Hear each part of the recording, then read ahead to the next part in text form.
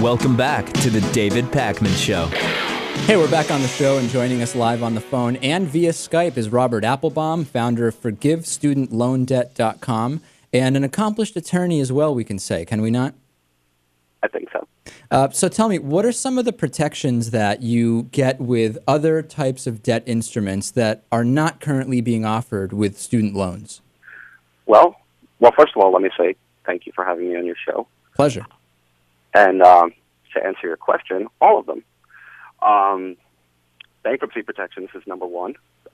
Those were curiously stripped from all types of student loans.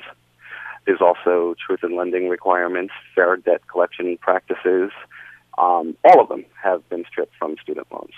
So essentially, if somebody were to declare bankruptcy, most debts, or is it all other types of debts, would go away, but student loans, in essence, would follow you beyond that bankruptcy? Correct. And it's even more egregious than just that, because you can have your gambling debts discharged in bankruptcy, but not your student loans. That's incredible. Yeah, so a very strange public policy choice has been made here to say that no student loans can be discharged in bankruptcy, regardless of the circumstances. There is one small exception. It's called an undue hardship.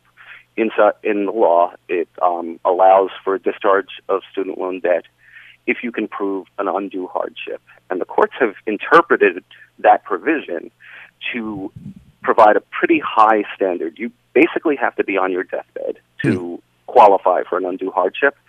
And in light of recent income-based repayment plans and similar type programs, the courts have been pointing to the existence of those programs alone to say that repayment would not constitute an undue hardship on the borrower. But to play devil's advocate here for a second, in a sense, it seems that a student loan debt could be one where, let's say you go right into school, you're 17 or 18, you're there 4 years, you graduate, you're 21 or 22, declare bankruptcy, hits you for 7 years, and then, hey, you're only 28 when you get a brand new credit history. You're not at the point in your life where it would affect you, arguably, as much. Maybe it's opening yourself up to a lot of foul play from students if you were to do that. Am I wrong on that? You are, because you're forgetting that you actually have to prove in bankruptcy court that you're deserving of a discharge or a restructuring of your debt. You can't just walk into bankruptcy court and say, I don't want to pay anymore, and therefore your debts are magically erased. You have to qualify. You have to prove that repayment is not an option for you. So that's interesting you bring that up, because this brings us on to kind of a related issue, which is it just too easy to get a student loan? In other words, there's some amounts that I remember I didn't even have to apply for. I was just entitled to because of the school I went to. It had nothing to do with how much I made, my or my parents' ability to help me out. Is it just too easy to get these loans? It actually, you hit the nail on the head in terms of the underlying problem that's pervasive throughout the entire educational financing system. The market has been flooded with seemingly free money that anyone who wants to take out a student loan can avail themselves of. At the same time, while the market is being flooded with all of this money, the lenders have been, recently under President Obama, they've done away with the middleman aspect of it. But right. For years, what we were doing was paying banks to issue these loans to students.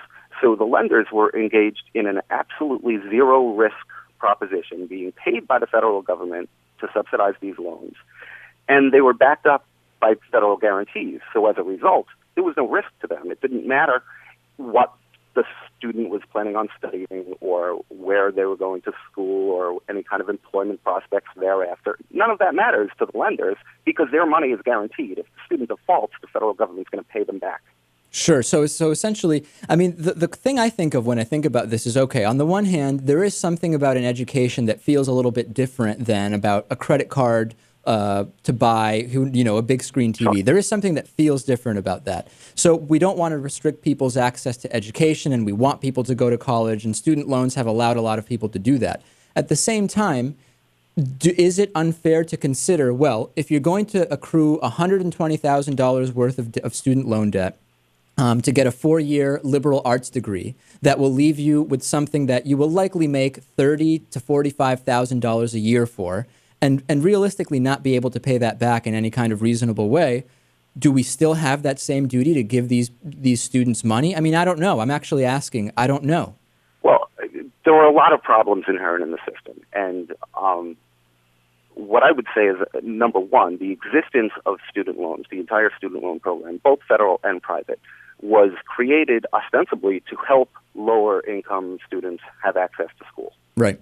So if that's the underlying purpose, saddling them with all of this debt to get a degree puts them behind the game upon graduation compared to their peers who had parents who were able to pay for school, or those few people who were able to pay for school for themselves. Sure. But the existence of these loans in the marketplace has caused tuition rates to rise at nearly 4 times the rate of inflation. So much like healthcare, there has been this artificial inflation built into the system under the guise of supposedly helping lower-income students, but what you're actually doing is putting them in a worse financial position than if they had never gone to school at all. That's interesting. So if you actually figure in the effect that having to pay that loan back will have on them versus the job they could have if they had no college education, it's actually not clear that they're coming out ahead in the end. And they're actually coming out behind. And what you just said is something that's very often quoted by the lending industry or the Department of Education. They tout how much more a college graduate earns on average throughout his lifetime compared with someone with just a high school diploma. And it is true that on average they'll earn more, but if they have so much more debt, and if interest is accruing on that, then you're really leaving them in a worse position. Yeah, that's absolutely true. I'm not trying to discourage education. Don't get me wrong. I think education is a wonderful thing. But because of something that exists for the purpose of helping those who can't afford it, is causing tuition rates to skyrocket through the roof. It's a tough issue, and we're of course speaking with Robert Applebaum from ForgiveStudentLoanDebt.com. We just have about a minute left here. Tell me, is there a case for forgiving student loan debt, and if so, what is the barometer that we should use to determine who should have their student debt forgiven? Well, I should say at the outset that the proposal that I put forth for forgiveness of student loan debt was written in January of 2009, and it was offered as an alternative to economic stimulus. So this was during the time when the Obama stimulus plan was being debated. I put forth a proposal essentially saying, if you want to stimulate the economy, I have a better idea than throwing trillions of dollars at the very people and institutions that created the financial mess in the first place and expecting it to trickle down. So I never wrote the essay with the intention of, or the belief that student loan debt would automatically be forgiven, and the prospects of it are pretty slim. I'm not naive to believe that Congress is going to just wipe out everybody's debt. Sure. But I do believe it would have had a much more stimulative effect on the economy than what we actually did do. Interesting. So, and again, you're not just saying that everybody deserves to have their student loans forgiven if they took loans on that they couldn't pay back, but you're making the argument that in terms of a stimulative effect, there were better options than the bailout and what was done. Exactly right. Now, that's not to say that if Congress was to pass a bill forgiving all student loans, I wouldn't be supportive of it. Sure. I would, because I really do believe that we've saddled an entire generation of students with intractable levels of debt from which there's almost no escape.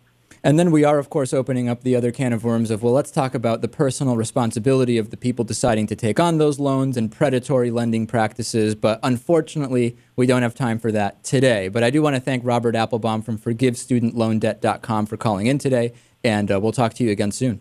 Great. Thanks for having me. All right, we'll take a break. We'll be back. We'll be talking about GOP language tactics being used recently, as well as Medal of Honor comments that were made recently that you might find a little bit bizarre, and plenty more. Stay tuned. We'll be back after this. The David Pakman Show at davidpakman.com.